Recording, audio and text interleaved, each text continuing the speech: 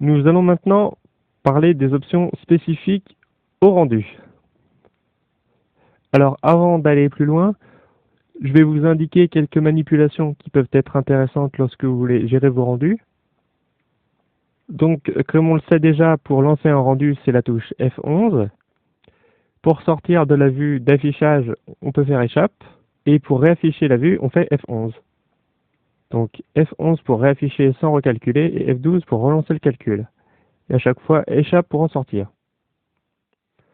Par rapport aux manipulations dans cette vue, donc là on voit le rendu, on peut zoomer et dézoomer avec la molette. On peut décaler en cliquant milieu, en maintenant le clic milieu. On peut ajuster en enfonçant la touche Home. On peut mettre l'échelle à 1, c'est-à-dire pixel 1 pour 1, avec la touche 1 du pavé numérique.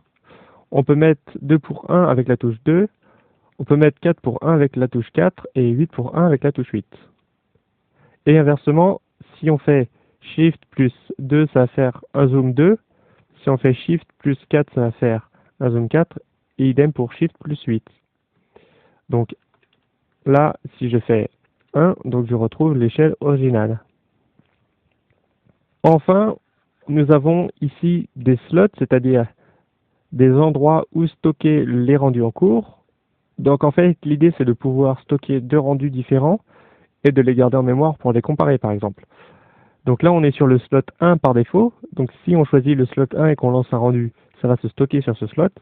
Et si je passe par exemple sur le slot 8, que je fais un rendu avec le slot 8, là le rendu sera stocké dans ce fameux slot 8.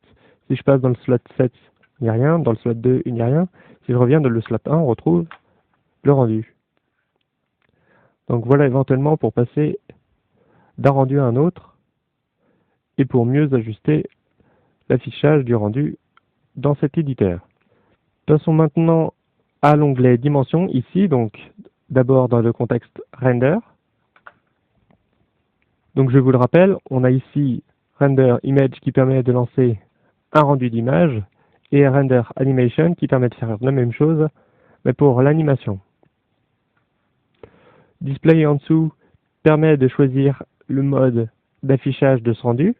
Donc par exemple, si on veut qu'une nouvelle fenêtre se crée à chaque rendu, eh bien, on peut faire New Window. Donc là, on revient dans Image Editor qui était le mode par défaut.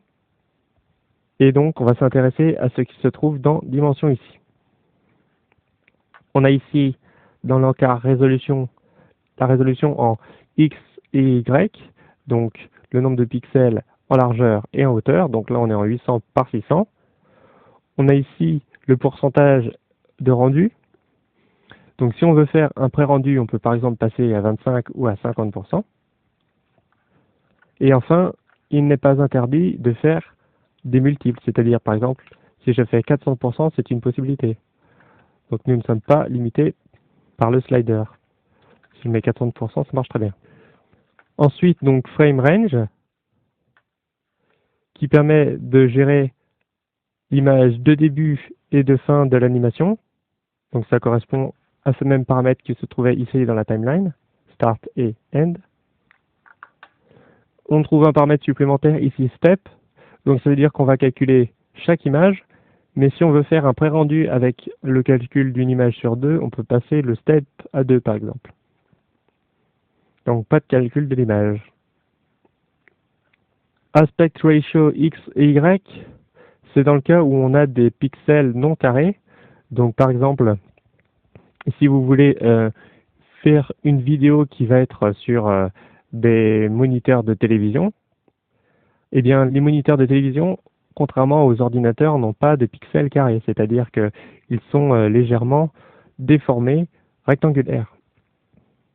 Donc cette chose, hein, n'y touchez pas si l'image n'est pas destinée à sortir du format ordinateur.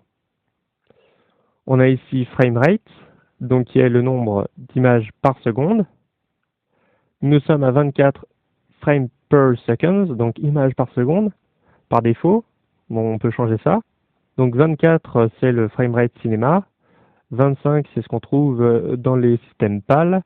Donc voilà, on peut ajuster en fonction du format de l'animation de sortie. Et donc, si on veut mettre un framerate qui n'est pas vraiment très répandu, on peut passer en custom et directement changer ici le nombre d'images par seconde. Autre option intéressante ici, border. Donc pour cela, je vais sortir de la vue du rendu et on va voir ce qu'il se passe donc bien en vue caméra parce que ce que je vais vous expliquer là, ça ne fonctionne que dans ce mode.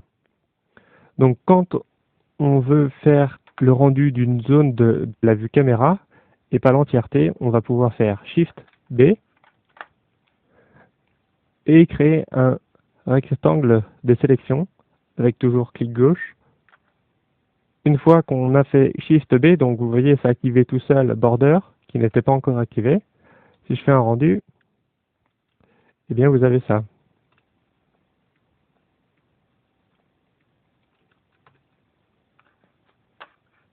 Donc là on a uniquement calculé la zone à l'intérieur du rectangle de sélection. Donc là c'est sans l'option crop activée. Donc constatez qu'il y a du noir là où on n'a pas calculé. Si on active crop et qu'on refait la même chose, la différence est celle-ci, donc il n'y a pas les débords de l'image d'origine. Donc crop et border. Donc pour désactiver le border, soit on désactive simplement l'option ici, soit on laisse activer et on refait un Shift B donc, et on sélectionne l'entièreté de la vue de la caméra. Et donc du coup ça le désactive. En haut de cet onglet dimension, donc on a des presets, c'est-à-dire des formats standards de sortie. Donc par exemple si vous voulez faire un rendu, comme je vous le disais, vers une télévision pâle, donc là vous allez voir que aspect ratio ici, donc on a un X différent de Y, donc nous avons des pixels non carrés, et il y a les paramètres standards de ce format pâle, donc 720 par 576 à 25 images par seconde. Dès que vous voulez exporter vers un format spécifique, vous pouvez directement choisir un preset. Donc par exemple pour faire un rendu en HD TV, donc on a HD et Full HD. Donc par exemple si on fait du HD TV 1080, donc là on va avoir un rendu HD.